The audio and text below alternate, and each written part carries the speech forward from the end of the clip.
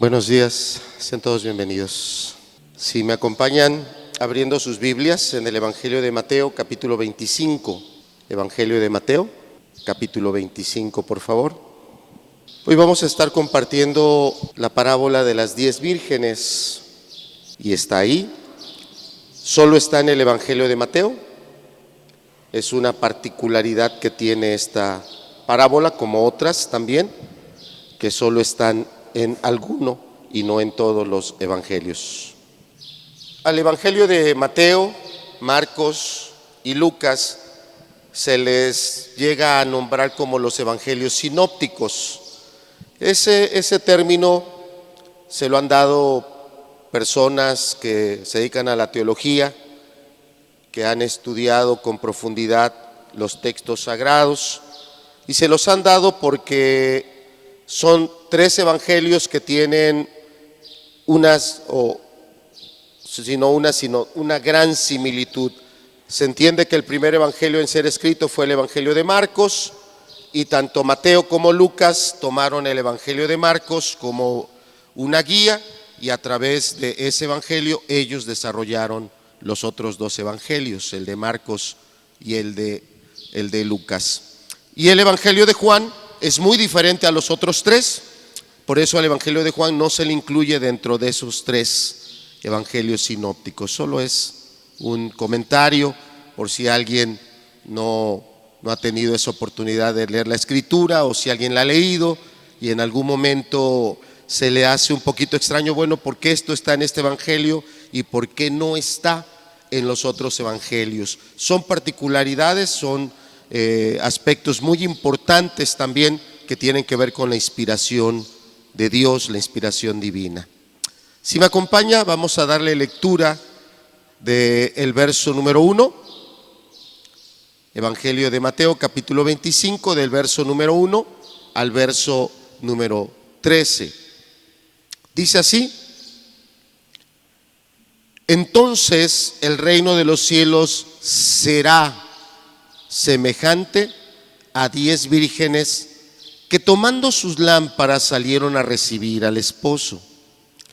5 de ellas eran prudentes y 5 insensatas. Las insensatas, tomando sus lámparas, no tomaron consigo aceite, mas las prudentes tomaron aceite en sus vasijas juntamente con sus lámparas. Y tardándose el esposo, cabecearon todas, y todas se durmieron. Y a la medianoche se oyó un clamor: aquí viene el esposo, salid a recibirle. Entonces aquellas vírgenes se levantaron y arreglaron sus lámparas. Y las insensatas dijeron a las prudentes: dadnos de vuestro aceite, porque nuestras lámparas se apagan. Mas las prudentes respondieron diciendo: para que no nos falte a nosotras y a vosotras, id más bien a los que venden y comprad para vosotras mismas. Pero mientras ellas iban a comprar, vino el esposo, y las que estaban preparadas entraron con él a las bodas, y se cerró la puerta. Después vinieron también las otras vírgenes diciendo: Señor, Señor, ábrenos. Mas él respondiendo dijo: de cierto os digo que no os conozco. Concluye con el verso 13, una exhortación con mucha solemnidad y digna de ser atendida por todos. Velad, velad pues, porque no sabéis el día ni la hora en que el Hijo del Hombre ha de venir. Estamos con esta parábola terminando el segundo bloque de parábolas. Esta serie de predicaciones que les estamos compartiendo está dividida en 4 partes. La primera fueron todas las parábolas que hablaron el propósito de esas parábolas era hacernos claro, tener claridad que el reino de Dios ya está aquí.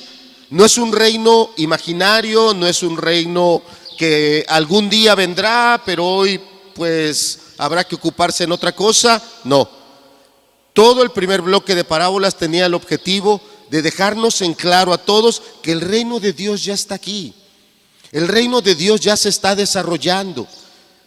Y eso es importante tenerlo claro, porque hay algunas personas que piensan que no es así, que el reino que está aquí es el de los hombres y cada quien vive como quiere y como puede. Sí, cada persona vive como quiere y como puede, pero lo cierto es que el reino de Dios ya está aquí. Y hay quienes han tenido oídos, han sido humildes y se han vuelto hacia el reino de Dios, y hay quienes no han querido, viven en su propio mundo y no están interesados en volverse a Dios. Ese fue el primer bloque de parábolas. El reino de Dios ya está aquí. ¿Cuándo inició? Cuando Cristo nació. Cuando Cristo nació. Y eso, dada la costumbre que tenemos como sociedad, como humanidad, hay un día en el calendario, hay un mes en el calendario que tenemos en claro. Un día como hoy, un día parecido a este, nació Cristo. Y ese es el día que se hizo presente el reino de Dios aquí entre los hombres. Hubo una hueste de ángeles en el cielo que claramente le dijeron a los pastores: gloria a Dios en las alturas. ¿Por qué hay que glorificar a Dios? Porque Dios cumplió su promesa. Él siempre habló que traería su reino, y a partir del nacimiento de Cristo, ese reino empezó a desarrollarse. Desde ese día hasta el día de hoy, el reino de Dios está presente. Segundo bloque de parábolas, que estamos terminándola con la parábola del día de hoy. El segundo bloque de parábolas habla de la crisis que provoca ese reino.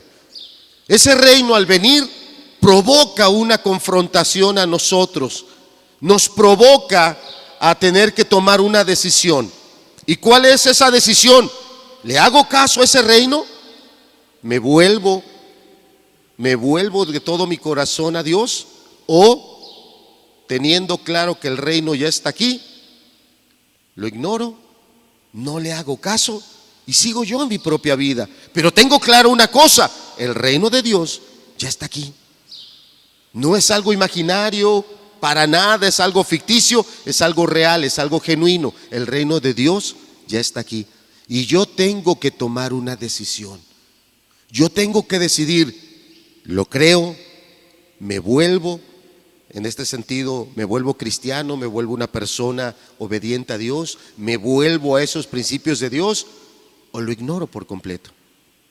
Y sigo viviendo mi vida y haciendo lo que yo quiera, vaya yo a la iglesia que vaya, cumpla yo los rituales religiosos que haya en esa iglesia, pero yo vivo mi mundo. Yo no vivo en el mundo o los mandamientos de Dios, sino en los míos. Y esa es la crisis que provoca este reino. Y hoy vamos a compartir la última de estas parábolas que hablan de la crisis de este reino. Vamos a darle una segunda lectura, si me acompañas nuevamente, Mateo capítulo 25. Y aquí el Señor Jesús lo que está hablando es de algo que no es tan celebrado como su nacimiento. Su nacimiento es muy celebrado, su nacimiento es muy recordado. Cada diciembre y cada 24 o 25 de diciembre alguien se reunirá en casa, hará una celebración, habrá lugares donde harán una representación, pondrán animalitos, pondrán ahí un pesebre y estarán recordando ese nacimiento. Y el nacimiento es muy recordado, pero lo que habla esta parábola es del segundo acontecimiento en cuanto a Jesucristo. El segundo acontecimiento es que Él va a regresar, Él va a volver. Él no se fue y bueno, pues ya, adiós, se acabó. No. Él va a regresar. Y esta parábola habla de ese momento, del momento en el que Él regresará por segunda vez. Habla de ese momento, amén. Claro que hay que decir amén. Un cristiano genuino dice amén. Está deseoso de que Él venga. El detalle es que cuando se vayan cumpliendo los tiempos, y se van a cumplir, te guste o no, se van a cumplir, habrá un momento en que estaremos delante de Él para ser juzgados. Esa es una realidad que la Biblia dice. Estaremos delante de Él para ser juzgados. ¿Y cómo se verá aquella persona que puso un arbolito, que puso un nacimiento, que andaba muy ocupada invitando a gente? Mira, ven, te invito, voy a celebrar la Navidad, mira, vamos a festejar. Y anduvo muy ocupada celebrando Navidades. ¿Y cómo se verá el día del juicio cuando Cristo le diga: nunca guardaste mis mandamientos? Las Navidades solo fueron para tus fiestas, las Navidades solo fueron para darte gusto a ti mismo, pero nunca amaste mis caminos. Qué contradictorio. Veamos qué dice nuevamente estos versículos, entendiendo que está hablando de la segunda venida de Cristo, y la segunda es tan cierta como lo fue la primera. Entonces el reino de los cielos será semejante a 10 vírgenes que, tomando sus lámparas, salieron a recibir al esposo. 5 de ellas eran prudentes y 5 insensatas. Las insensatas, tomando sus lámparas, no tomaron consigo aceite, mas las prudentes tomaron aceite en sus vasijas juntamente con sus lámparas. Y tardándose el esposo, cabecearon todas y se durmieron. Y a la medianoche se oyó un clamor. ¿Cuál fue el clamor? ¿Qué dice ahí? Aquí viene el esposo. Y viene la exhortación: salid a recibirle. Verso 7. Entonces, ¿cuántas de las vírgenes dice ahí? Todas. Entonces todas aquellas vírgenes se levantaron y todas arreglaron sus lámparas. Y las insensatas dijeron a las prudentes: dadnos de vuestro aceite, porque nuestras lámparas se apagan. Mas las prudentes respondieron diciendo: para que no nos falte a nosotras y a vosotras, id más bien a los que venden y comprad para vosotras mismas. Pero mientras ellas iban a comprar, vino el esposo. ¿Y qué dice que pasó? Las que estaban preparadas entraron con él a las bodas. ¿Y qué sucedió? Se cerró la puerta. Verso 11. Entonces vinieron también las otras vírgenes, diciendo: Señor, Señor, ábrenos. Mas él respondiendo dijo: de cierto os digo que no os conozco. Velad, velad pues, porque no sabéis el día ni la hora en que el Hijo del Hombre ha de venir. Padre, te pedimos tu bendición, tu ayuda, tu luz, tu gracia, tu verdad para cada uno de los que estamos hoy aquí. Que tu palabra, Señor, en verdad sea un alimento, no a nuestro entendimiento, a nuestro espíritu, a nuestra voluntad. Que nos dé una realidad muy importante para vivirla cada día de nuestra vida.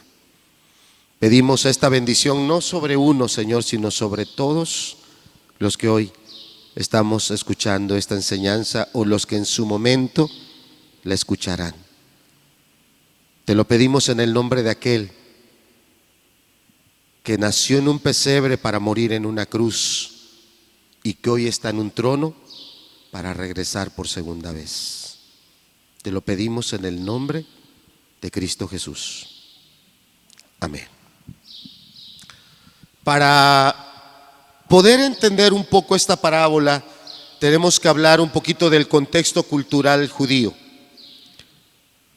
Aquí el Señor Jesucristo está hablando de su segunda venida y está hablando de algo que para nosotros, dada la época en la que nosotros vivimos y la cultura en la que nosotros estamos, algunas cosas las leemos pero no las alcanzamos a entender.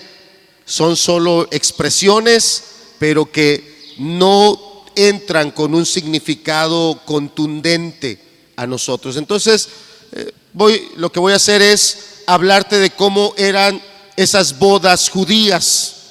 Las bodas judías se celebraban en 4 etapas. Anótelo, 4 etapas. La primera etapa se le podía considerar un noviazgo, no como el día de hoy son los noviazgos, para nada, solo estoy usando la palabra para que usted tenga esos puntos en orden. La primera etapa se le llamaba noviazgo. ¿Y cómo era esa etapa? La etapa era así, los padres del varón o los padres de la mujer, siendo el varón un niño y siendo la mujer una niña, los padres eran los que concertaban el compromiso, siendo ellos niños. Alguien dirá, no hermano, estás hablando de la época de piedra. No, te estoy hablando del siglo I, porque es cuando Jesús, él vino a este mundo, siglo I, y en el siglo I, entre los judíos, así se concertaban las bodas, siendo los padres adultos, pero siendo sus hijos niños, entre padres hablaban, se entendían y hacían ese compromiso, siendo ellos niños. Ellos desde niños ya entendían que ya había una dirección. Bueno, llegaba la adolescencia, 13, 14, 15 años, se desarrollaban físicamente, maduraban, o es el desarrollo, no voy a hablar de una madurez, pero sí es el desarrollo de los caracteres sexuales secundarios. El jovencito se desarrollaba, formaba su cuerpo, la jovencita, la mujercita también se desarrollaba, formaba su cuerpo, y ahí es cuando venía la segunda parte de esa boda, a la cual se le llama compromiso. Recuerda, la primera es el noviazgo, y este era establecido por los padres. Nada tenían que ver los niños, ahí ellos no opinaban, ellos solo se sometían a la voluntad de sus padres. La segunda etapa era la etapa de compromiso, donde ellos ya eran adolescentes y probablemente hasta jóvenes, y era el momento donde delante de testigos confirmaban sus votos. El hombre, el varón, el joven le expresaba sus votos de amor, de fidelidad y de compromiso a la mujer, y la mujer también delante de testigos le expresaba sus votos de fidelidad, de amor y de compromiso para él. Ahí no quiere decir que ya los dos se agarraban de la mano y andaban por ahí por las calles besándose, no. En esa cultura no había nada de eso, era el compromiso.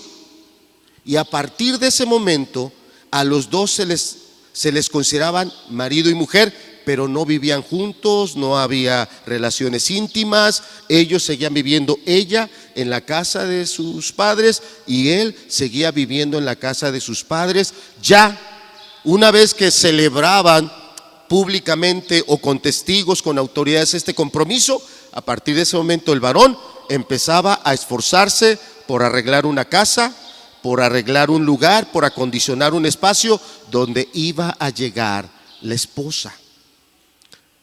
Esa era la segunda etapa. Si quieres acompañarme, no pierdas Mateo 25, tenemos 10 dedos, ponga uno de esos 10 en Mateo 25 y acompáñame a Génesis capítulo 34.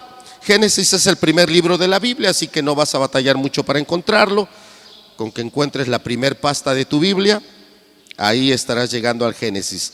Génesis capítulo 34, y me acompañas por favor al verso 12, porque en ese compromiso, además el joven, el que era el desposado, hacía algo más o entregaba algo más. Génesis 34, verso 12. ¿Ya lo tiene? Gracias, José. Hoy te tocó aquí con nosotros. Bueno, dice, fíjate lo que está diciendo esta persona: aumentad a cargo mío mucha dote y dones, y yo daré cuanto me dijeres, y dadme la joven por mujer. En esa cultura había una costumbre. Cuando era el momento de celebrar este compromiso, donde ya se había formado el hombre, ya no era el niño, era el hombre. Ya se había desarrollado físicamente, pero también tenía que llegar a una madurez mental. Cuando él ya era un hombre en condiciones no solo físicas, sino mentales, era cuando se celebraba este compromiso, donde él expresaba esos votos, ese amor, esa fidelidad. Pero además el hombre entregaba una dote a los padres de la muchacha entregaba una dote. Era la costumbre. No era que los padres estaban vendiendo a su hija, no, quites eso de la cabeza, no la estaban vendiendo, no estaban comerciando con ella. El varón, el que entregaba esa dote, él entendía que vamos a llamarlos así, que entre más le pidieran los suegros, eso implicaba el mayor valor que tenía su esposa. Y entre más él se esforzaba en cumplir y en entregar lo que los suegros le estaban pidiendo, era la manera en la que él estaba mostrando a ella: para mí tú eres más valiosa que esto, para mí tú eres más importante que esto. Era la costumbre. Y acá tenemos en la Biblia una expresión en el libro de Génesis de un varón. Fíjate lo que dice: aumentad a cargo mío. ¿Mucha qué? ¿Mucha qué? Mucha dote. Él decía: duplícala, triplícala, cuadruplícala. No me importan las cosas materiales, ella es muy valiosa para mí. Esto era dentro de la cultura judía. Entonces, esto pasaba, solo estoy usando este texto para que tú veas que es cierto que esto es parte de la cultura judía. Acostumbraban a entregar esa dote, y el joven que se iba a casar para nada consideraba gravoso: es que me la están poniendo muy cara, es que se están pasando los suegros. No. Para él era una satisfacción. Para él era una satisfacción el poder cumplir con esas dotes, esos dones, esos recursos que él tenía que entregar, porque para él era la expresión de amor hacia ella. Bueno, ya llevamos dentro de esta boda judía 2 etapas. La primera la celebraron los padres cuando ellos eran niños. La segunda, los niños ya no son niños, es un hombre o una mujer en edad de madurez, en condiciones donde se hace el compromiso y donde se entrega esa dote. Y el tercer paso dentro de la boda judía es la ceremonia matrimonial, donde se sabe por autores, por comentaristas, por historiadores, que esa celebración ya matrimonial no era como en nosotros. Acá en México, a nosotros tal vez se hace la boda por el civil y ese día se hace algún convivio. Si el mismo día es la boda religiosa, bueno, se aprovecha y es una sola celebración. ¿Y cuánto dura esa celebración? Acá en México, ¿cuánto? 1 día, 2 días, ¿no? Bueno, usted sabrá si agarra las costumbres judías, ya es cosa de usted, Yo nada más le digo lo que dicen los historiadores. Los judíos eran 7 días de celebración. Usted sabrá si lo agarra, Usted sabrá. Y no eran que nada más a mis cuates, nada más a la familia. Eran celebraciones comunales, iba toda la comunidad. Usted también sabrá si agarra eso y invita a todo Tehuacán. Pues me voy a casar ahora el 31 de febrero, vénganse todos a mi boda. Usted sabrá si invita a todo Tehuacán, ¿no? Pero bueno, esta es la etapa aquí en la parábola que se nos está. Regresamos por favor a Mateo 25, como tenías uno de tus deditos ahí, no te va a costar trabajo regresar conmigo a Mateo capítulo 25. Y aquí, en esta parábola, Jesús está expresando las 2 últimas etapas de esta boda. Las 2 últimas. Después, un poquito más adelante, vamos a ver las primeras con otro pasaje. Quiero yo usar de otro pasaje para hablar de las primeras etapas. Pero en la parábola, regresando a ella, la parábola está describiendo las 2 últimas etapas de esta boda, donde está la celebración que dura varios días. Ahora, yo quisiera preguntarle, ya que estamos entrando en materia, ¿quién cree usted que es el personaje principal de esta parábola? ¿Quién? No oigo, dígalo duro porque no oigo hasta acá. No, Mari, siempre eres muy acertada con tus comentarios, pero hoy, hermana, no es el novio. Ya, los que estaban pensando en el novio, no es el novio.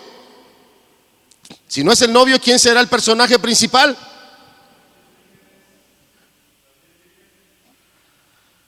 Media respuesta.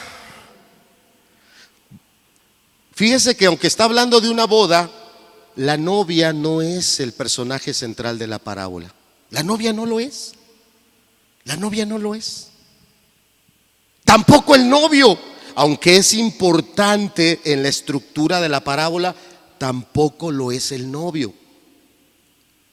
No es la novia, no es el novio. Tiene una importancia en la estructura de la parábola, pero nosotros tendemos a alegorizar. ¿Qué es alegorizar? A empezar a darle significado a ciertas cosas. Por ejemplo, lo que me está, ¿cómo se llama? Mercedes, bienvenida Mercedes. Vi que eres invitada de Laurita, bienvenida.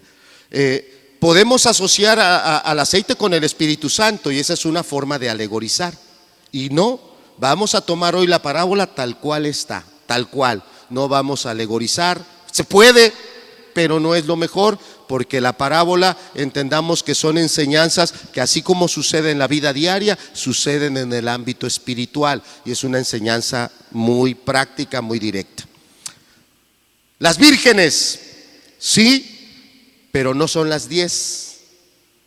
No son las 10 el personaje principal, solo son 5 de ellas, las principales de la parábola. Ahora, ya se la puse más fácil. ¿Cuál cree? Porque están divididas en 2 grupos, ¿verdad? Las prudentes y a las otras que les dan un nombre que a nadie le agrada que se lo digan, ¿no? Las insensatas. De los 2 grupos de vírgenes, ¿cuál será el personaje principal de la parábola? Las insensatas. Aunque no lo parezca, pero vamos a ir estudiando la parábola. El objetivo de Cristo fue atalayar a aquellos que no estamos en esa cordura y en esa sensatez. Y el personaje principal de la parábola son las vírgenes insensatas. Entonces, ya entendimos que en la boda judía había esas etapas. La primera, cuando los padres concertaron ese compromiso. La segunda, cuando ya el niño se había vuelto un hombre, la niña se volvió una mujer y ya en una madurez y ya en capacidad y condición personal de responder, ellos reafirmaron el compromiso. El varón entregó una dote, un precio. Y bueno, teníamos ese pasaje donde claramente el texto dice de Génesis 34, este hombre que decía: cárgalo a mi cuenta, lo que tú me pidas yo te lo voy a dar. Era el amor por esa persona. Es claro que la parábola está hablando de la segunda venida de Jesús, ¿cierto? Entonces también es claro que el novio o el esposo, ¿a quién representa? A Jesús, ¿cierto? Y entonces también deberías de entender que la dote que Él pagó por ti, la pagó en la cruz.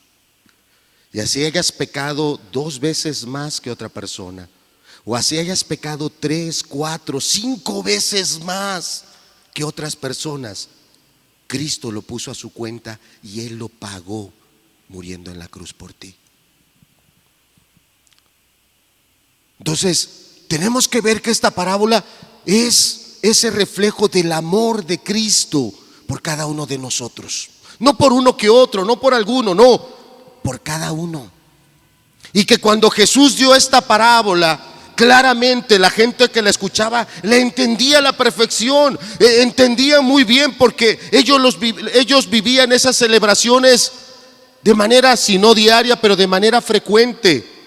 Había momentos donde ellos tenían bodas y ellos claramente veían y entendían cada una de estas etapas.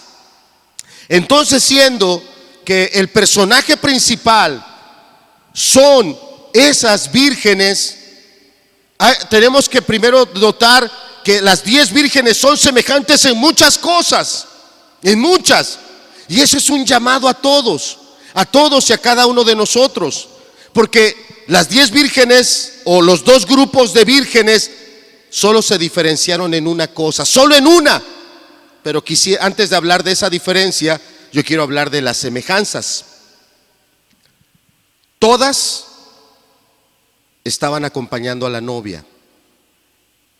Todas estaban esperando al esposo. Todas tenían lámparas. Todas estaban dentro de una celebración. ¿Es correcto lo que le estoy diciendo? ¿Es cierto lo que le estoy diciendo? A ver, yo no quiero que se me duerma ahí en la banca. Yo quiero que usted esté conmigo aquí valorando. A ver, el predicador está diciendo que las vírgenes se parecían en muchas cosas. Todas eran vírgenes, quiere decir que eran amigas muy cercanas a la novia. A lo mejor el día de hoy les llaman damas de compañía. Ahí estaban esas jóvenes acompañando a la novia. ¿Por qué? Aquí tenemos que entender un poquito de la boda judía. ¿Por qué estaban todas acompañando a la novia? ¿Por qué no estaba ahí el novio? Bueno, algunos historiadores dicen que la primera celebración se hacía en la casa de la mujer, en la casa de la novia. Ahí estaban esos varios días de la semana, pero llegaba el día y el momento en que el joven salía de su propia casa, de la casa de sus padres, iba hasta la casa de la novia, y era cuando la novia le era entregada, y entonces él la llevaba a la casa donde habrían de vivir. Y es ahí donde iniciaba una procesión. Es ahí donde estas vírgenes que estaban acompañando a la novia encendían sus lámparas y hacían toda una procesión alumbrando el camino por el que los desposados o el nuevo matrimonio tenía que salir. Si eso lo contextualizamos y lo pasamos a nuestra cultura, es algo que sucede en todas las bodas el día de hoy. Es el momento en el que ya el ministro los ha declarado marido y mujer, y ya no está presentando a la señorita fulana de tal y al joven fulano de tal. No, esa señorita fulana de tal y ese joven fulano de tal han quedado atrás, son parte de la historia. A partir de hoy es el señor fulano de tal, la señora fulana de tal, y los dos juntos forman y consolidan a la familia fulana de tal. Y en el momento que esa pareja sale, ¿qué hacemos todos los demás? ¿No nos paramos a un lado y a otro?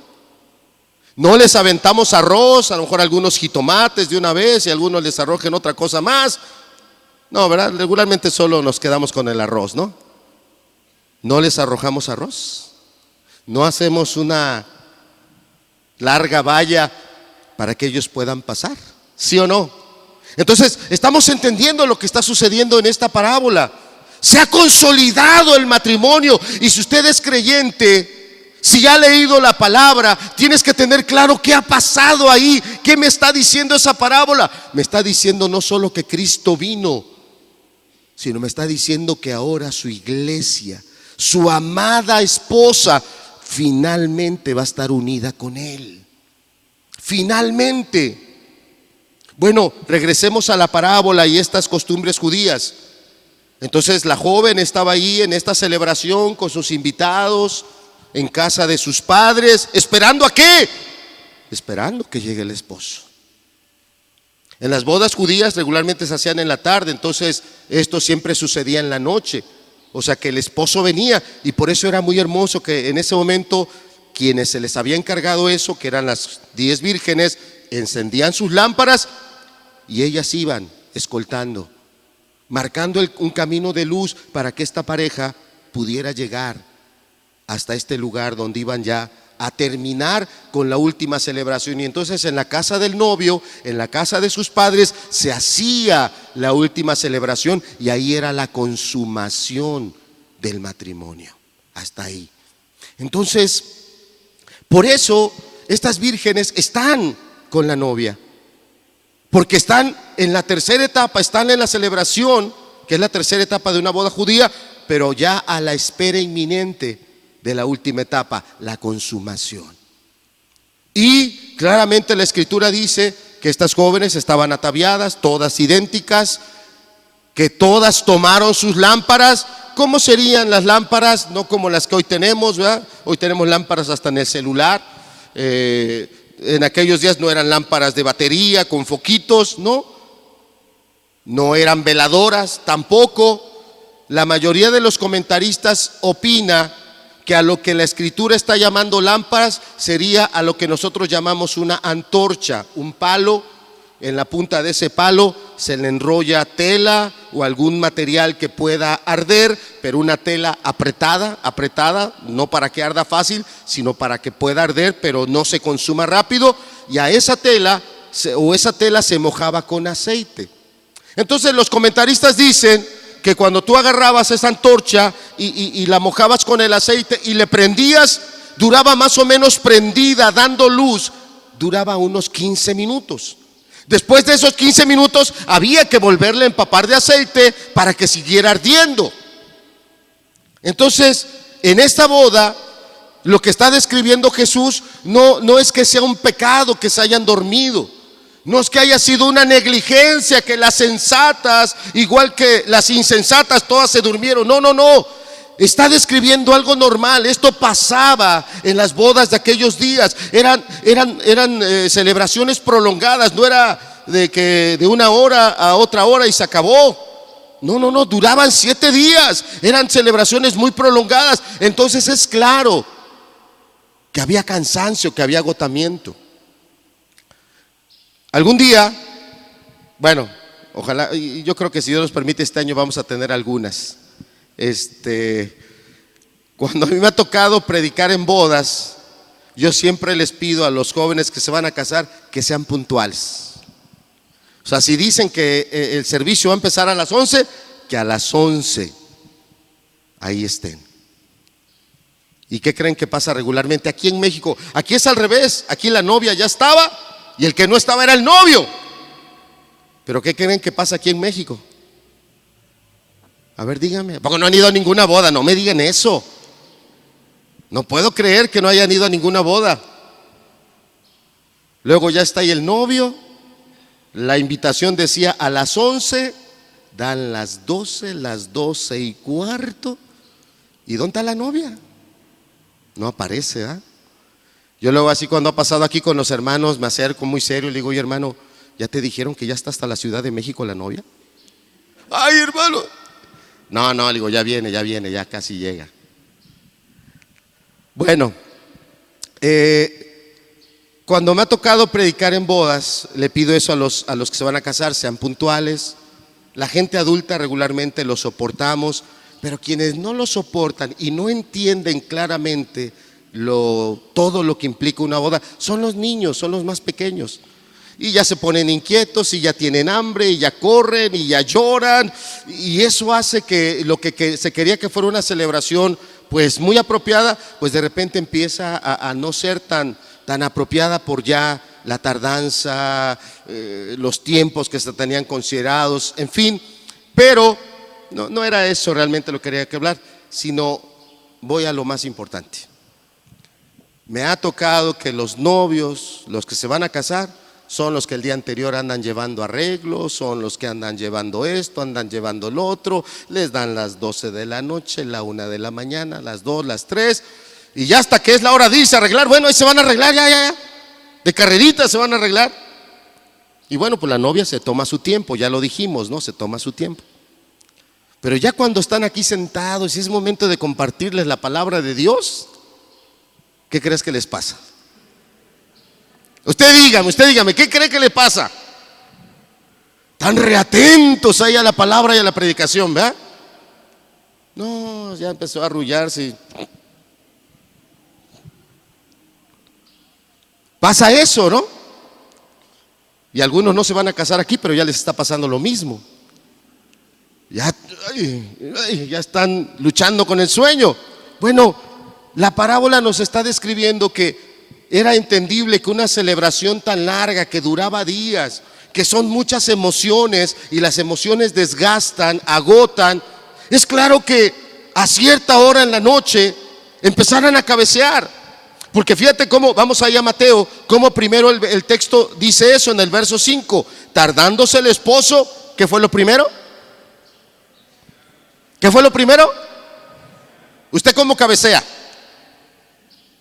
Yo he visto personas que cabecean poniéndose la mano aquí arriba. Ya cuando se duermen, ellos solitos se despiertan. Y van a seguir cabeceando y se vuelven a poner la mano aquí arriba y ¡ay! ¿Usted cómo cabecea? Hay otros que se recargan bien en la silla y atrás, de repente se les va la nuca más para atrás y sienten hasta que se van a caer de la silla y pegas el brinco. ¿No te ha pasado así cuando estás cabeceando que de repente en tu sueño sientes que te vas a un abismo muy profundo y pegas un brincote? ¿No te ha pasado eso? Cabeceamos. Y aquí el texto dice eso, el momento en el que las personas no se querían dormir, las 10 vírgenes no se querían dormir. Era una celebración larga, muchas emociones, mucho agotamiento. Cristo está hablando de lo más normal, lo más natural. Y no solo debemos pensar que las 10 vírgenes se durmieron, sino que la gran mayoría de invitados, cada quien buscó por ahí su lugarcito, cada quien se acomodó por ahí en una mesita y vamos a descansar un rato. Cabecearon.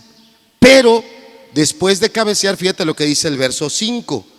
Cabecearon todas y finalmente, ¿qué sucedió? Lo natural, ¿verdad? Se durmieron. Hasta aquí Cristo no está señalando aquí ningún pecado. Que cuando usamos la parábola como una alegoría podemos implicar pecado. No, pues entraron en tibieza, descuidaron esto, descuidaron el otro. Dijimos claramente que hoy vamos a compartir la palabra de manera literal, como está, sin alegorizarla. Entonces, era algo natural, es entendible. ¿Por qué? Porque las celebraciones allá eran prolongadas. Y aquí en nuestro país, que no son tan prolongadas, sienta al novio, sobre todo el hombre. A veces la mujer es más aguantadora. Yo no sé si se le escurre el himen porque cierre las pestañas o qué va a pasar, pero la mujer aguanta, no se duerme. Pero los hombres apenas se ponen en la silla y empiezan a cabecear. ¿Y qué pasará en los hogares? ¿Verdad? El esposo pone la cabeza en la almohada y la esposa está bien contenta platicándole: mira mi vida, y vamos a hacer. Ay, ni cuenta. Y al otro día le dice el esposo: ay, mi amor, te dejé hablando solas. ¿Todas las noches pasa eso? Bueno, no está aquí señalándose como pecado, sino como algo muy normal, muy natural. Durmieron. Regresemos entonces a todos estos aspectos donde las 10 vírgenes eran iguales. Las 10 eran vírgenes, las 10 de acuerdo a las costumbres de aquella época. Las jóvenes que acompañaban a la novia también se vestían de blanco. Todas estaban esperando al novio. Todas tenían sus lámparas. ¿Sí? Todas eran vírgenes. O sea, tienen muchas similitudes. Solo hubo una diferencia, solo una. Que 5 de ellas sí tomaron aceite y las otras 5 no. Eso implica alguien que está preparado para algo, y también implica a alguien que es descuidado. El término es muy fuerte: insensatas, faltas de entendimiento, falta realmente de una visión, faltas también de un esfuerzo. Y aquí está hablando de algo que nos va a tomar totalmente desprevenidos. Cuando Jesús nació, los ángeles que vinieron, hasta que Jesús había nacido, los ángeles dieron la noticia. Pero no hubo voces que se oyeran en todas partes: ya llegó el Mesías, salid a recibirlo. Ya está el Redentor, ya llegó el Cordero. No. Lo que yo quiero poner ahorita en la predicación es que el nacimiento de Cristo fue muy discreto, pero no va a ser así su segunda venida. Y esto es lo importante. La parábola es muy importante porque está hablando de personas que son idénticas. Son idénticas. Externamente son idénticas: vestimenta, condiciones, edades. Externamente son idénticas, pero internamente hay una diferencia. 5 de ellas eran sensatas. Eran sensatas entendiendo que estas celebraciones eran prolongadas. Eran sensatas entendiendo que si no eran previsoras, el aceite podía no alcanzarles. Y tomaron la previsión suficiente. Pero 5 eran insensatas. Y como decíamos desde el inicio, el personaje principal de la parábola no es el novio, no es la novia, no son las 5 prudentes, sino las 5 insensatas. Y el día de hoy, si las vírgenes sensatas representan a una persona y las vírgenes insensatas representan a otra persona, esas 2 personas están aquí. Esas 2 personas están aquí en este auditorio. ¿Cuál de esas 2 soy yo? Soy una persona que está siendo prudente, entendiendo que así como Cristo vino y nació, así también va a regresar por segunda vez. Tengo claro que Él su regreso va a alargarse, y no porque se alargue, el gozo va a ser disminuido. Usted dígame, cuando esa novia, porque probablemente ya le tocó ir a una boda donde la novia se tardó 1 hora, 2 horas o un poquito más en llegar. ¿Por qué esa novia se tardó 2 horas? Cuando ya está la procesión, cuando están saliendo, en lugar de echarle arroz, ¿usted la avienta de jitomatazos? Ay, me robaste 2 horas de mi tiempo. ¿Usted la avienta de jitomates? ¿O está usted bien contento y le está echando arroz? ¿Qué hace? ¿Nada? Ya se fue. No, hermano, yo me fui, yo con esa gente no quiero nada. ¿Seguro? ¿Mande? Estamos contentos, ¿no? Participando ya de toda la celebración. Si se tardó o no se tardó, eso ya no cuenta. Eso ya no es significativo. Lo importante es que ya está ahí. ¿Cierto o no? Entonces, esa tardanza de Cristo no tiene que ver con irresponsabilidad, no tiene que ver con desinterés. Esa tardanza tiene que ver con misericordia. Esa tardanza tiene que ver con amor. Claramente uno de los pasajes de la Biblia dice que Él no quiere la muerte de aquellos que no se han arrepentido, de aquellos que no se han vuelto a Él, o de aquellos que aún no han escuchado la verdad de su evangelio. Él no quiere que mueran sin que escuchen, y Él está esperando que escuchen. Él está esperando que tengan esa oportunidad de apartarse de esos caminos y de esas maldades. Y Él está esperando también que estén en esta celebración. Entonces no es una tardanza. Los tiempos de Dios son correctos, son exactos. Se nos está expresando a nosotros para que podamos entender que yo debo de tener la disposición para esperarlo el tiempo que sea, con la misma actitud, con el mismo amor, con la misma fe. Entonces esta parábola apunta a ese punto, a ese aspecto, a la fe. Fe que viene en alguien que entiende quién fue el que pagó en la cruz por sus pecados.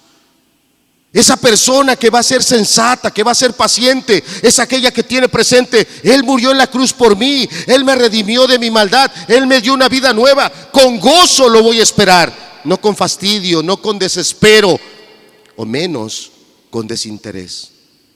Y la parábola apunta, como decía, a esa persona insensata, que teniendo toda la oportunidad para tener el aceite, para estar preparada, toma las cosas a la ligera, toma las cosas con simpleza. Y las cosas no deben de ser simples. Vamos, si me acompañas, a otro pasaje para poder hablar de ese amor.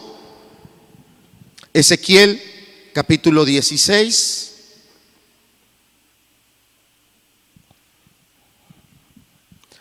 Teniendo en claro esto, amados, que el personaje principal de la parábola de las 10 vírgenes es o son las vírgenes insensatas, que puede ser una persona que el día de hoy se dice cristiana, puede ser una persona que tiene la Biblia en sus manos, puede ser una persona que va a reuniones como esta o otras reuniones entre semana de discipulado, de oración, Y a los ojos de todos puede parecer un cristiano, a los ojos de todos, pero en su corazón no hay un genuino amor a Dios, no hay un genuino cuidado, una prudencia, una sabiduría espiritual. Porque esas vírgenes todas eran iguales y cualquiera podría pensar que todas estaban en las mismas condiciones, y no, unas eran insensatas. Y aunque en todo lo demás se parecían, llegó un momento en el que se hizo claro que no eran iguales. Si me acompañas a el libro de Ezequiel capítulo 16, vamos a leer a partir del verso 1. Vino a mí palabra de Jehová diciendo: Hijo de hombre, notifica a Jerusalén sus, ¿qué dice ahí? Abominación quiere decir pecado, maldad. Como personas pecamos, como personas ofendemos a Dios y a las demás personas. Verso 3: y di, así ha dicho Jehová el Señor sobre Jerusalén. Fíjate, yo quiero, usando de este capítulo, mostrarte no solo en el pueblo de Israel o en los judíos las dos primeras etapas de este compromiso matrimonial, sino también quiero aplicarlo a cada uno de nosotros. Verso 3: así ha dicho Jehová el Señor sobre Jerusalén: tu origen, tu nacimiento es de la tierra de Canaán, tu padre fue amorreo y tu madre etea. ¿Qué está diciendo el texto con eso? Que estos no fueron los padres más espirituales, que estos no fueron los padres más piadosos, que no fueron los mejores ejemplos, sino todo lo contrario, todo lo contrario. Porque tal vez algunos de nosotros miremos hacia nuestros padres y digamos: bueno, es que yo he cometido muchos errores en mi vida porque pues mis padres a mí no me orientaron bien, o tal vez los padres de algunos iban a algún lugar evangélico y lejos de vivir un verdadero cristianismo, daban una apariencia en la congregación, pero ya en la casa era otra la vivencia. Había gritos, había traiciones, tantas cosas desagradables que comete una persona cuando peca. Entonces aquí lo que Dios le está diciendo a su pueblo de Israel, está hablando de sus orígenes, su formación. No tuvo los mejores padres ninguno de nosotros, tal vez algunos sí, pero tal vez la mayoría no. Tal vez la mayoría no hemos tenido los mejores padres, no nos hablaron del evangelio, no nos hablaron de la piedad, no nos han dirigido por un camino conforme a los caminos de Dios. Verso 4: y en cuanto a tu nacimiento, el día que naciste, no fue cortado tu ombligo, ni fuiste lavada con aguas para limpiarte, ni salada con sal, ni fuiste envuelta con fajas. Verso 5: no hubo ojo que se compadeciese de ti para hacerte algo de esto, teniendo de ti misericordia, sino que fuiste arrojada sobre la faz del campo con menosprecio de tu vida el día que naciste. Aquí lo que Dios está diciendo a través del profeta está refiriéndose a ese tiempo cuando el pueblo judío era esclavo en Egipto. No eran una nación, llegaron como una familia, llegaron como la familia de José o la familia de Jacob, al que después se le llamó Isaac. Llegaron como una familia a Egipto. Estando en Egipto fueron pasando los años, era una familia muy numerosa, entran, no sé, 70 y algo de personas, no recuerdo ahorita el número exacto, 70 y algo de personas, y en cuestión de años, 100 años, 200 años, 300 años, 400 años, lo que eran 70 personas, se volvieron un pueblo, según los cálculos de algunos, de más de 2 millones de personas. 70 llegaron a ser más de 2 millones de personas.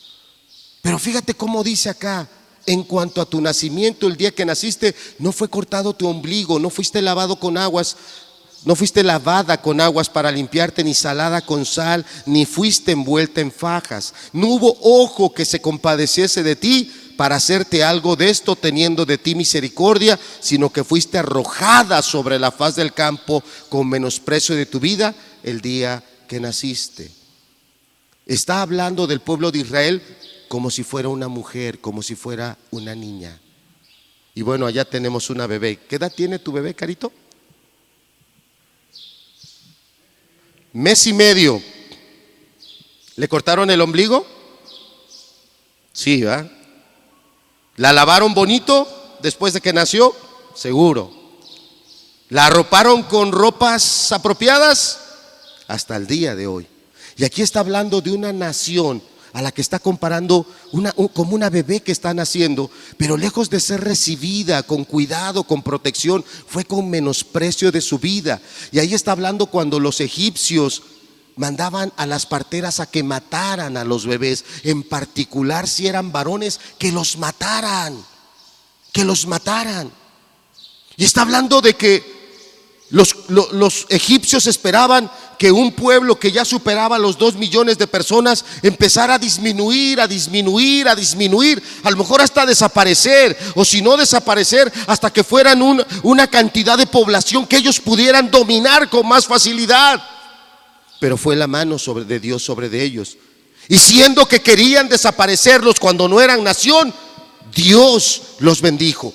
Pero después habla de otra etapa.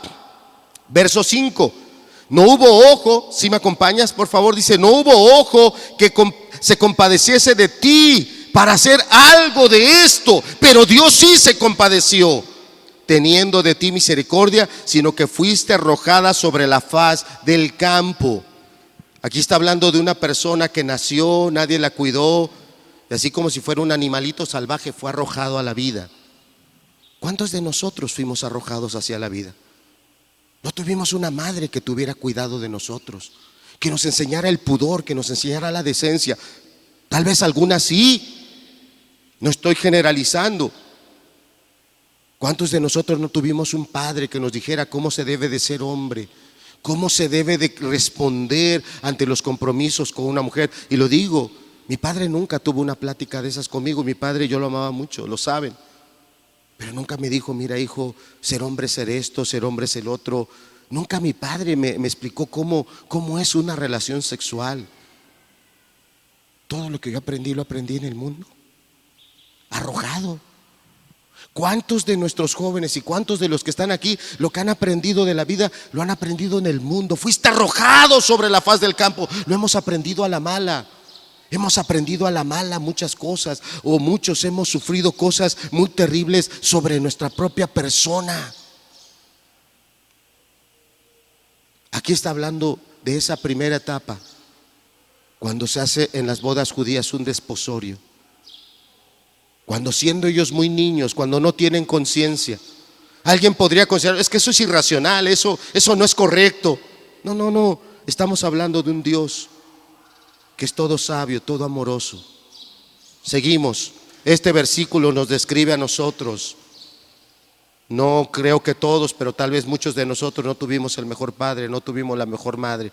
Tal vez fueron buenos en algún área, fueron buenos trabajando, fueron buenos dándonos educación, fueron buenos ayudándonos en algunas cosas. Pero yo creo que hubo otras en las que no fueron tan buenos. Y no quiero decir con eso malos. Simplemente no lo hacían, no nos hablaban de la vida, no nos hablaban de cosas que tal vez una madre debe decirle a su hija, o un padre incluso, o un padre a su hijo, un padre a su hija. Con quien tú te casaste con el consentimiento de tus padres estuvieron de acuerdo, tus padres participaron de todo eso, o te casaste en contra. Y lo digo con muchísimo amor. ¿Cuántos se casaron por consecuencia de un embarazo? Fuimos arrojados sobre la faz de la tierra. Esa es la verdad. Somos como el pueblo de Israel. No han tenido cuidado de nosotros. ¿Qué pasaje? Verso 6, por favor, acompáñame leyéndolo. Y yo, está hablando de Dios, y yo pasé junto a ti. ¿Y cómo nos vio? No nos vio gente santa, no nos vio gente buena, no nos vio gente decente, no nos vio gente piadosa. Nos vio como lo que éramos, como animales del campo, como fieras. Y yo pasé junto a ti y te vi sucia en tus sangres.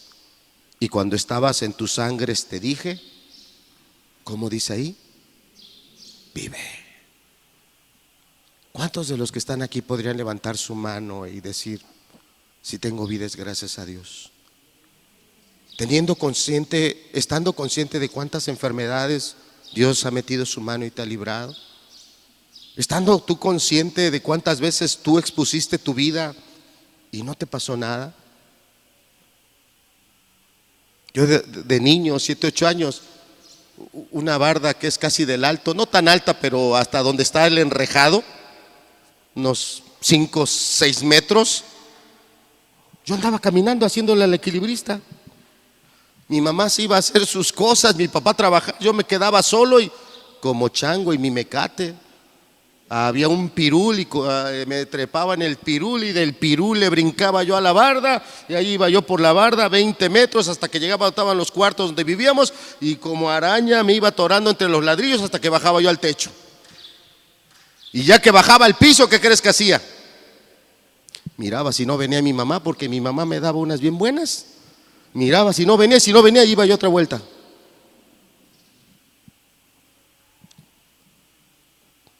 Nunca tuve una fractura, hasta el día de hoy no sé lo que es tener un hueso roto y no quiero saberlo.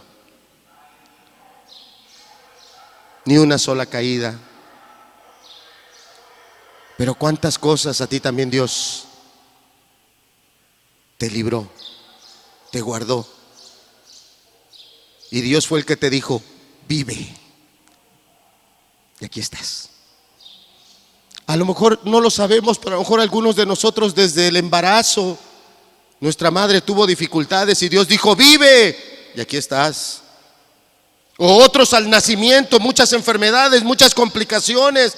A lo mejor hubo hasta doctores que llegaron y dijeron a tus papás, no va a vivir, prepárense. Y aquí estás. ¿Sabes por qué? Porque Él dijo, vive. Vive. Qué hermoso pasaje.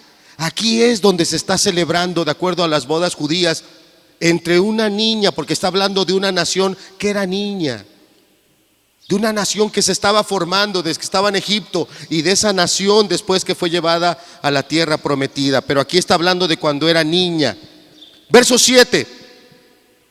Esa niña entró a su adolescencia, esa niña se ha desarrollado como mujer, las hormonas de los caracteres sexuales la han desarrollado, la mujer se desarrolla físicamente, se prepara para esa etapa reproductiva y es lo que dice el verso 7. Te hice multiplicar como la hierba del campo y creciste y te hiciste grande y llegaste a ser muy hermosa. Y lo que dice aquí Dios no lo dice desde un punto de vista divinidoso. No, por favor, tengamos prudencia cuando leamos esto, aunque habla de esa parte tan particular de la mujer. Dice, tus pechos se habían formado y tu pelo había crecido, pero aún así estabas desnuda y descubierta. Está hablando de esa nación que entró a la tierra prometida, pero seguían siendo salvajes, seguían siendo idólatras, seguían siendo pecadores, pero ya se había desarrollado. Y Dios la describe como esa joven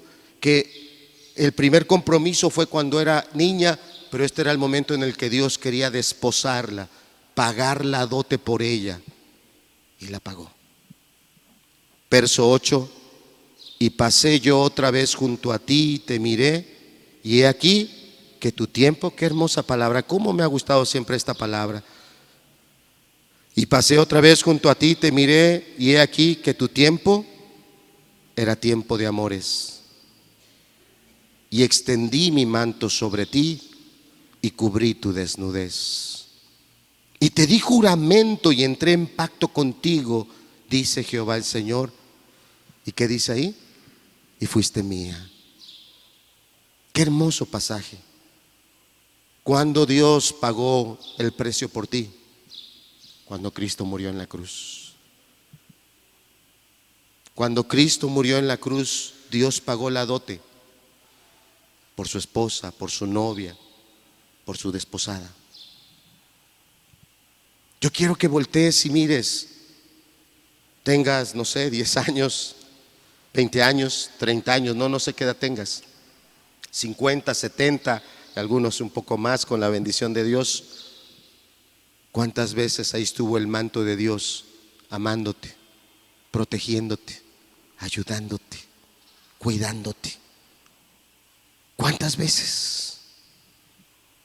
Yo quiero que lo veas, porque podemos leer una parábola y esa parábola para mí no significa nada. No la estás leyendo como la debes leer. No la estás entendiendo de verdad, porque es una parábola que para Cristo es muy anhelada.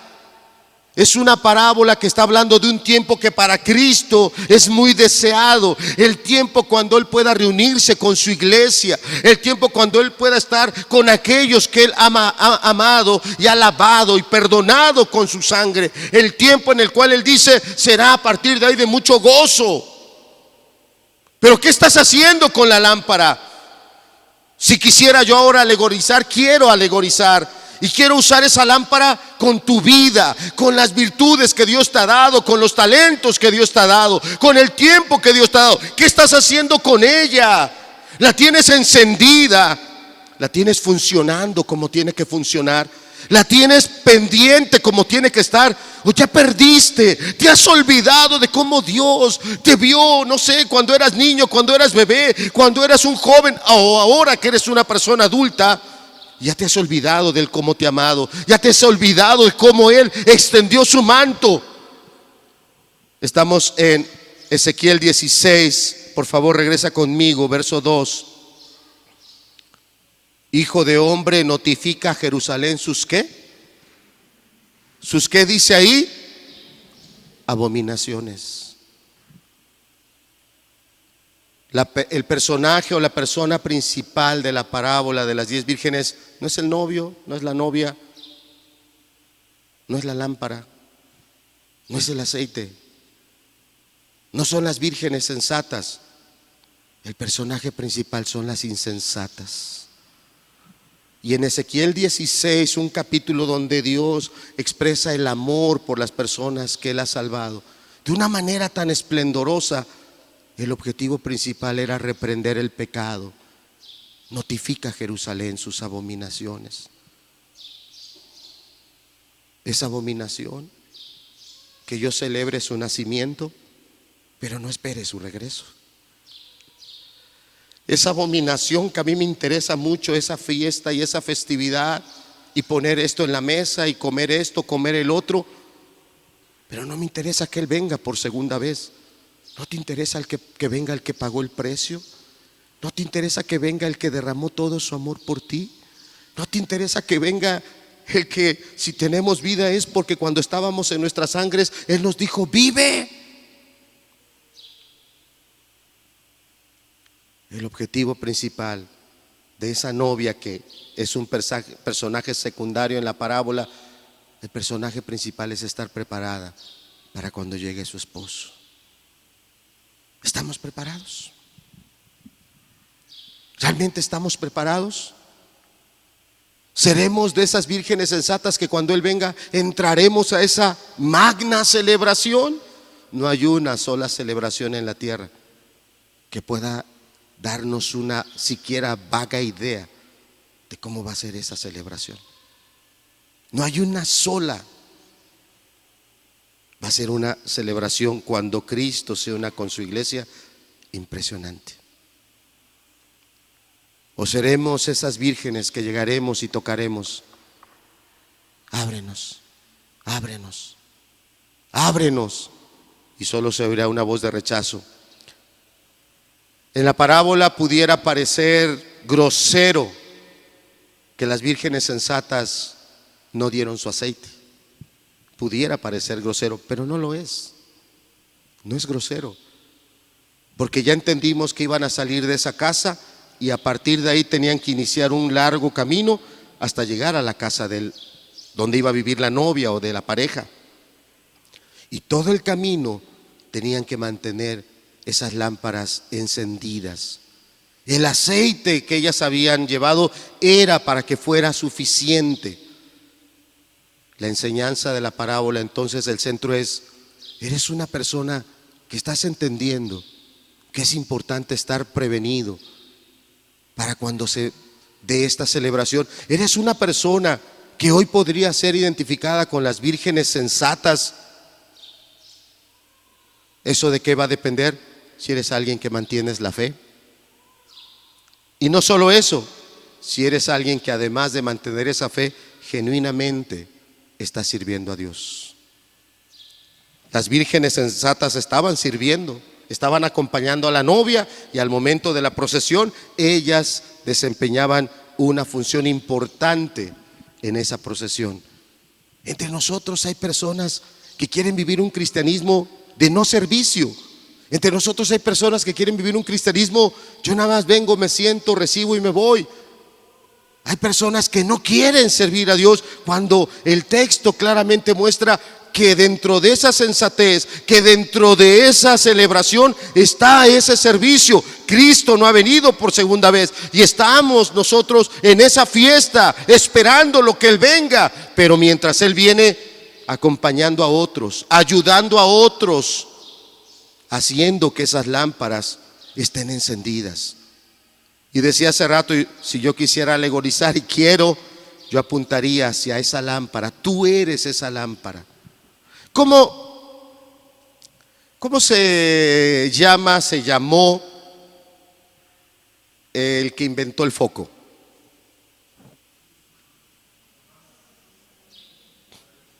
Thomas Alva Edison. Bueno, cuando él falleció, algún comentarista de radio dijo: se apagó la lámpara. ¿A qué se refería?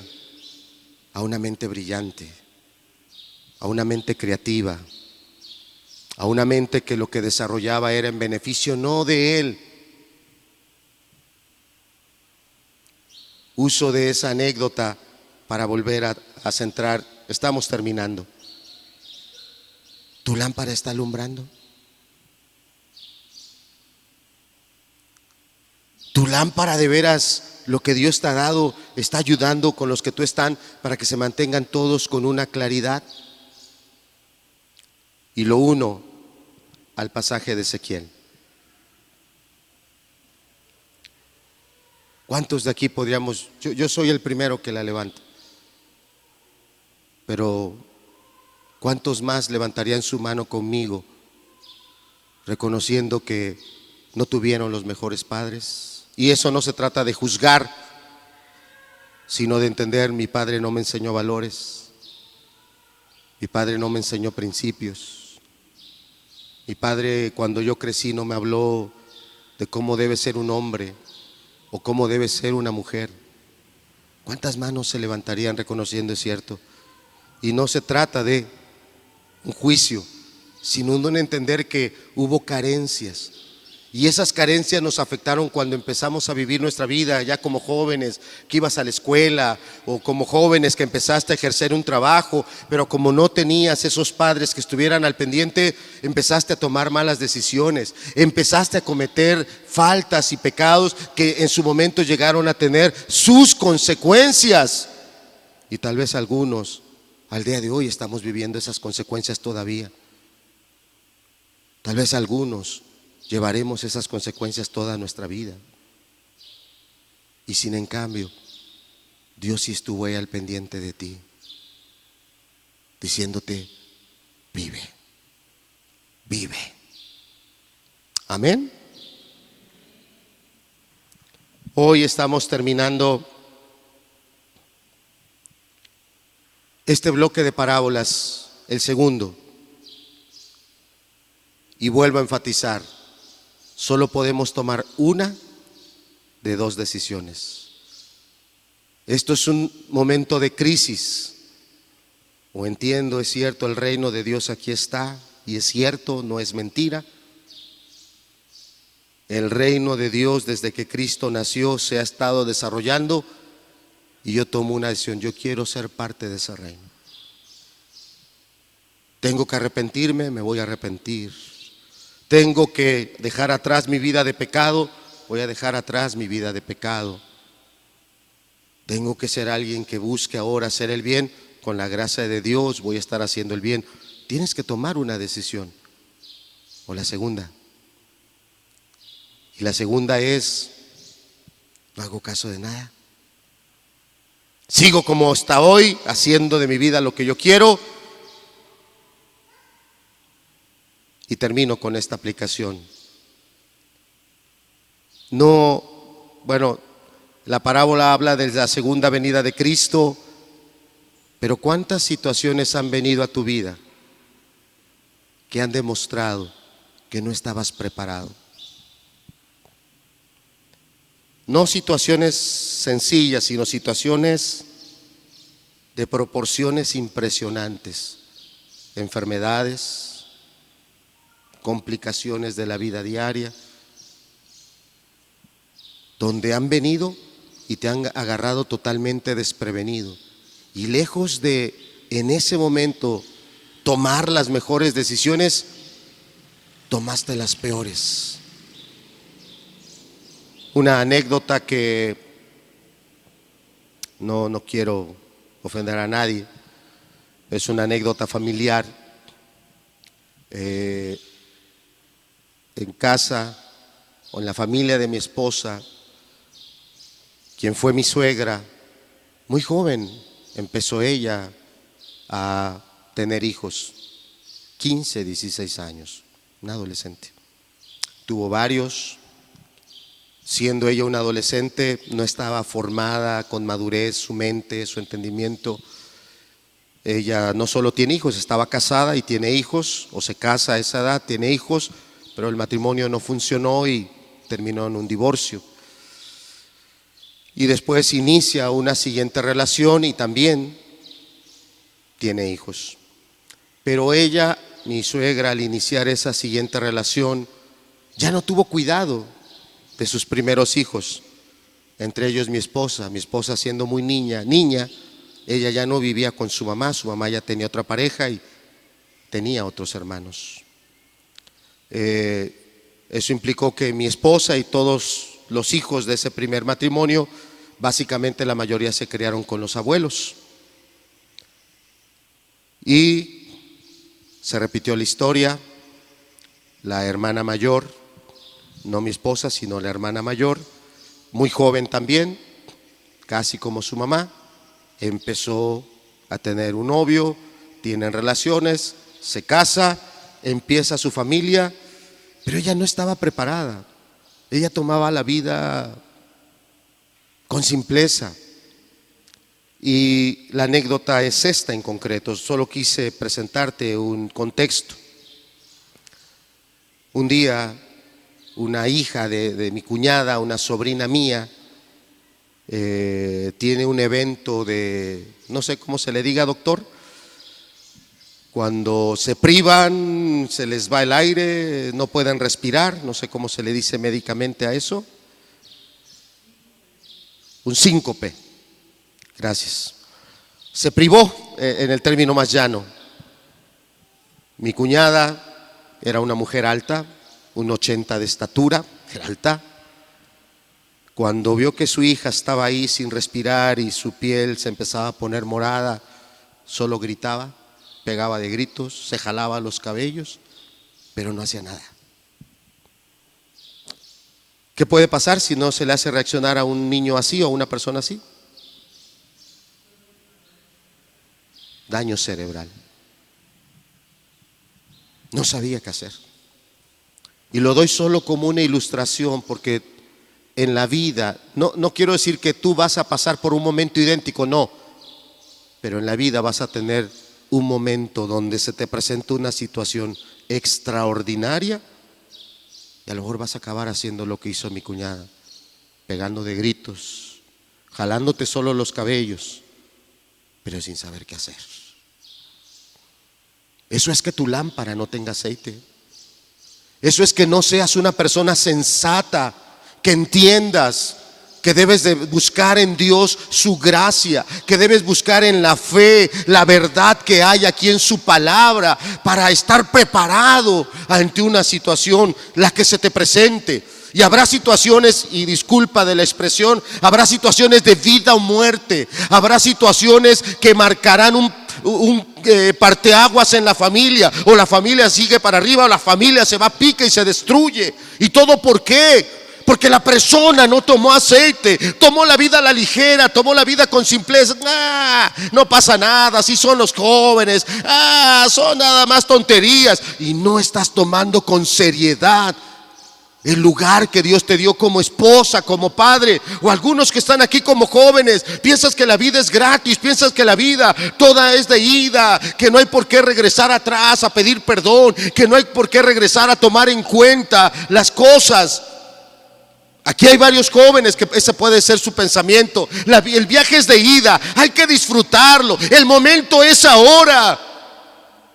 Bien harían todos los adultos en pararse en la puerta, o bien haríamos en pararnos en la puerta y decirle a los jóvenes: ¿cuántos de nosotros sí quisiéramos que hubiera un tiempo de vuelta para corregir todas las tonterías que hicimos en la juventud? Para corregir todo lo que echamos a perder por tener ese mismo pensamiento. Soy joven, puedo hacer lo que quiera, no pasa nada. Y eso no es cierto, pasan muchas cosas. Y esta parábola, Cristo estaba advirtiendo a su pueblo: mantente preparado, mantente vigilante, mantén esa lámpara.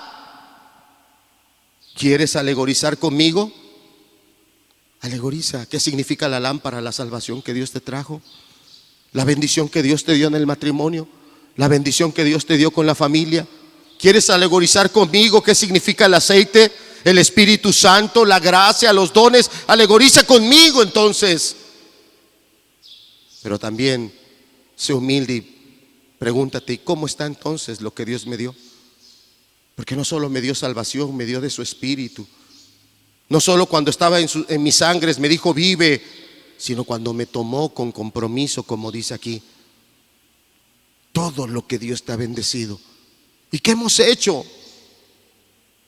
¿Sabes que como cultura popular tenemos una expresión? Candil de la calle.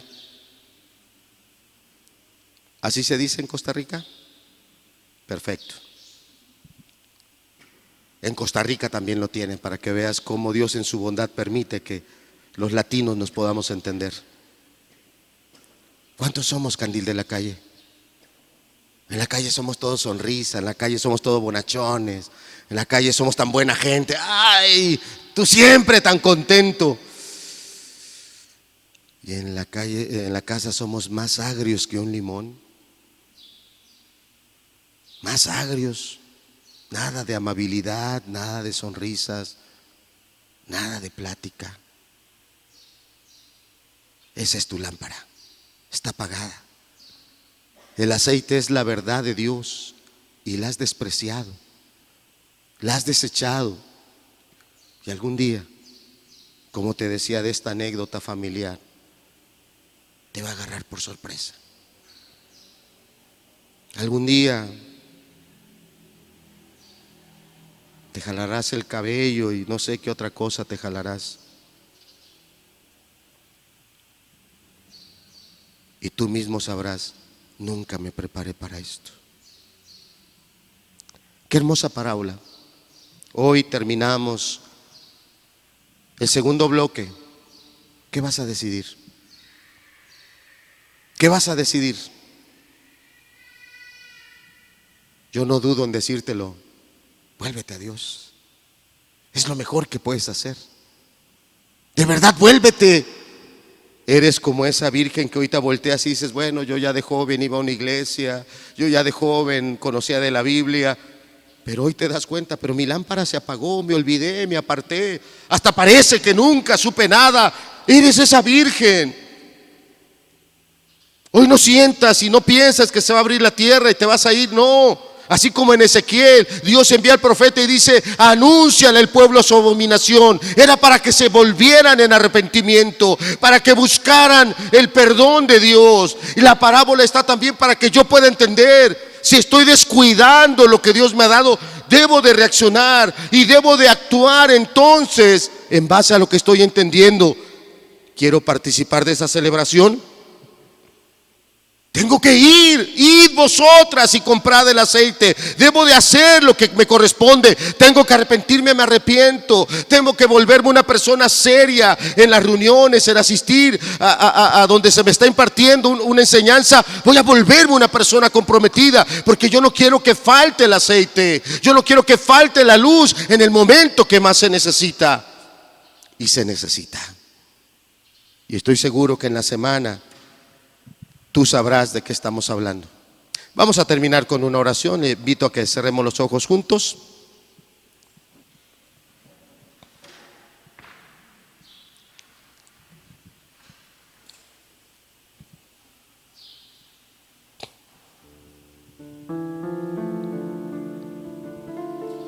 Este canto, cierre sus ojos, medite un poquito. Preparando esta enseñanza, yo meditaba, como te decía, cuando era niño.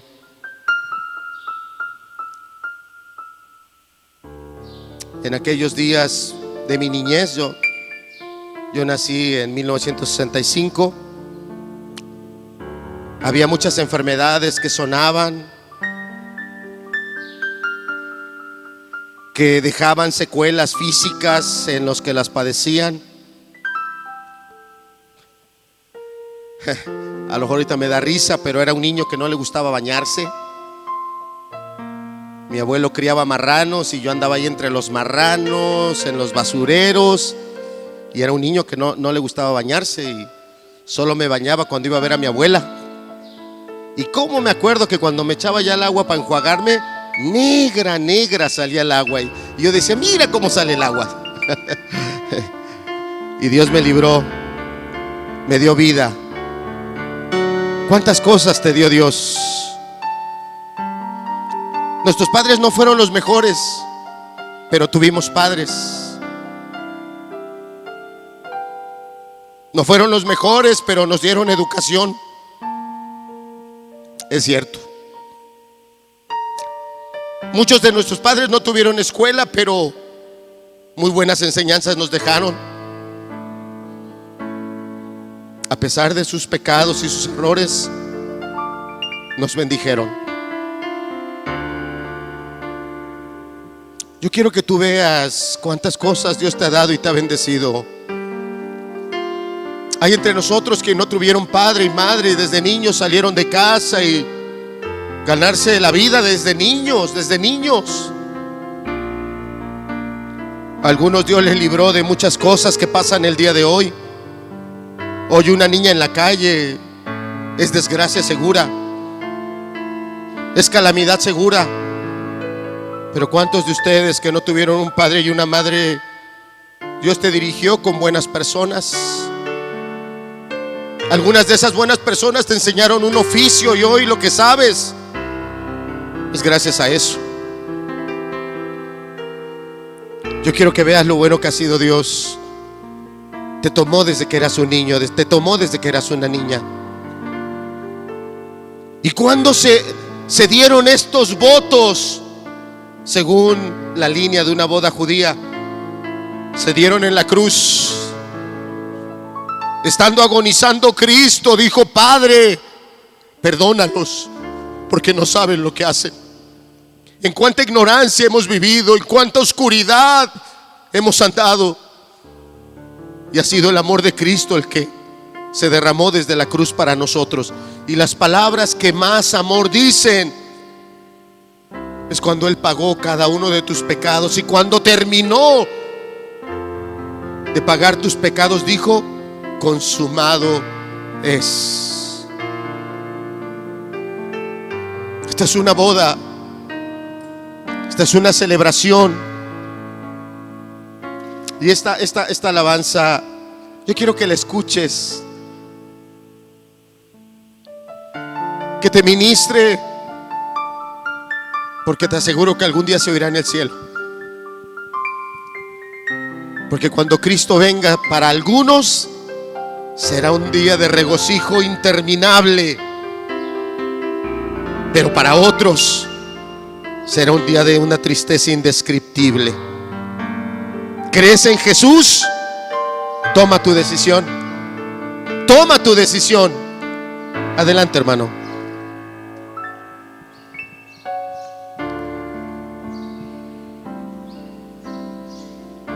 Restaurarás el santo lugar y pondrás ahí tu habitación. Te mostrarás poderoso Dios, y en tu amor me regocijo. Lo dilatado de tu imperio y tu santa paz, los confines abarcará. Amén. La creación entera nunca jamás gemirá, tus hijos se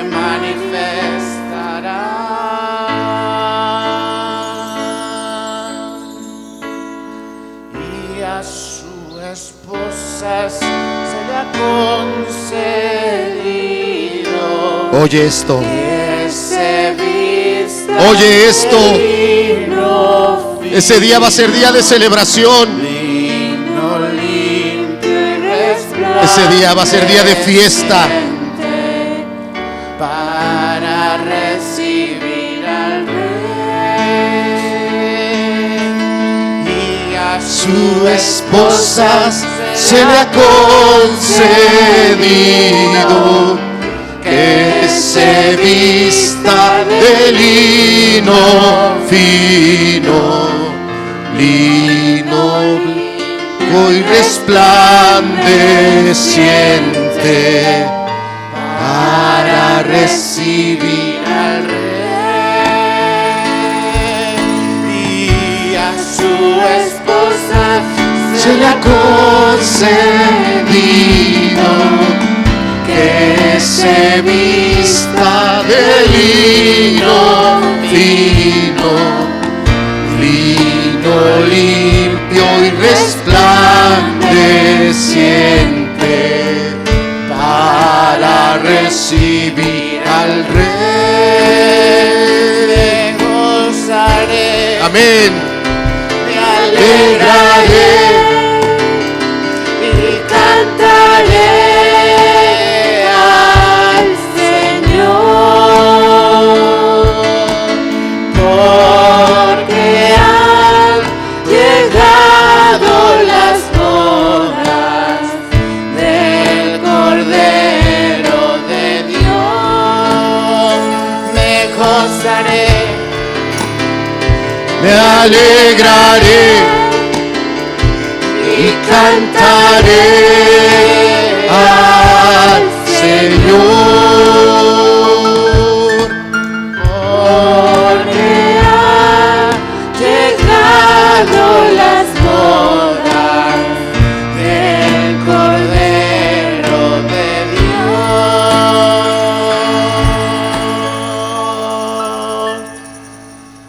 Dios, y a su esposa se le ha concedido. ¡Aleluya! Que se vista de lino fino, lino limpio y resplandeciente, para recibir al Rey. y A su esposa se le ha concedido que se vista de lino fino. Amén. lino limpio y resplandeciente, para recibir al Rey. Me gozaré, Me alegraré y cantaré al Señor, porque han llegado las bodas. Amén. del Cordero de Dios. Me gozaré, Me alegraré y cantaré al Señor, porque han llegado las bodas del Cordero de Dios. y a su esposa Se le ha concedido que que se vista de lino fino, resplandeciente, para recibir al Rey. Y a su esposa se Le ha concedido que se vista de lino fino, vino limpio y resplandeciente, para recibir al Rey.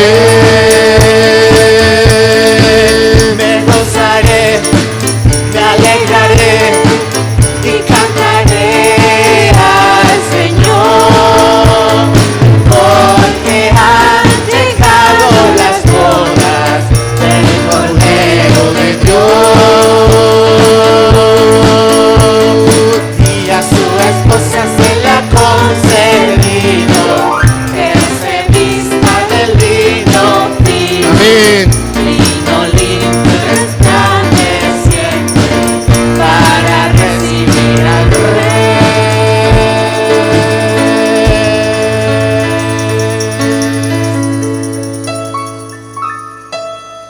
Y a su esposa Se le ha concedido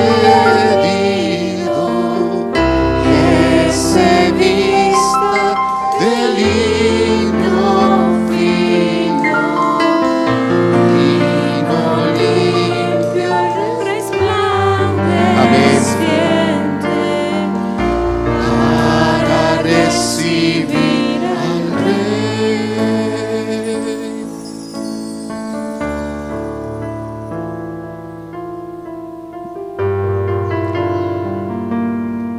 Qué hermosa parábola.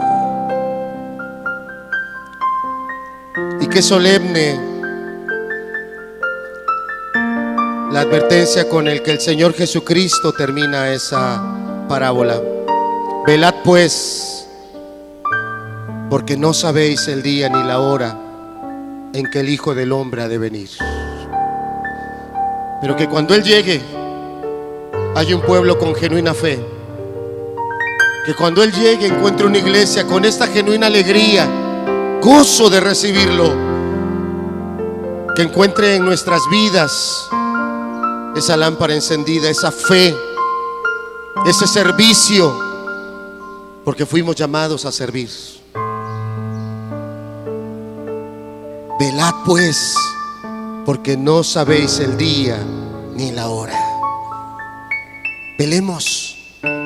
Velemos en el entendimiento de no ser insensatos, faltos de sensibilidad, faltos de sabiduría, faltos de espiritualidad, faltos de docilidad. No seamos insensatos. Tomemos la provisión que tenemos que tomar día a día. Cada día que leemos la palabra, Dios nos está hablando. Cada día que recibimos una enseñanza, Dios nos está hablando. Y tengo claro que a través de estas parábolas Dios nos está hablando mucho. Tengo claro eso. En lo personal a mí me han bendecido muchísimo estas parábolas, las que han compartido mis hermanos. Cómo me han bendecido, cómo me han bendecido. Padre, gracias, porque esta parábola fue dada para que despertemos. Si nos hemos dormido, si no hemos tomado la provisión que teníamos que tomar de espiritualidad, de sabiduría, esta parábola fue dada también para eso. Para que las vírgenes que hoy están actuando de manera insensata puedan arrepentirse y puedan corregir. Gracias, porque siendo muy niños nos viste, tuviste misericordia de nosotros. Gracias porque en nuestra juventud y andando en nuestros pecados extendiste tu manto sobre nosotros. Y gracias porque fue en la cruz donde tú pagaste el precio de cada uno de nosotros. Que hoy, como iglesia, como discípulos, podamos mantener encendida la lámpara. Que hoy, Señor, y a través de todos estos estudios, tú puedas consolidar tu gracia, tu obra en cada uno de nosotros. Que así sea, Señor. Gracias por estos 2 bloques de parábolas que ya nos has permitido, Señor. Gracias. Permítenos ser bendecidos por las siguientes parábolas. Bendice, Señor, a cada persona, a cada joven, a cada jovencita. Bendice, Señor, a cada persona adulta. Gracias por tu palabra. En el nombre de Cristo Jesús. Amén.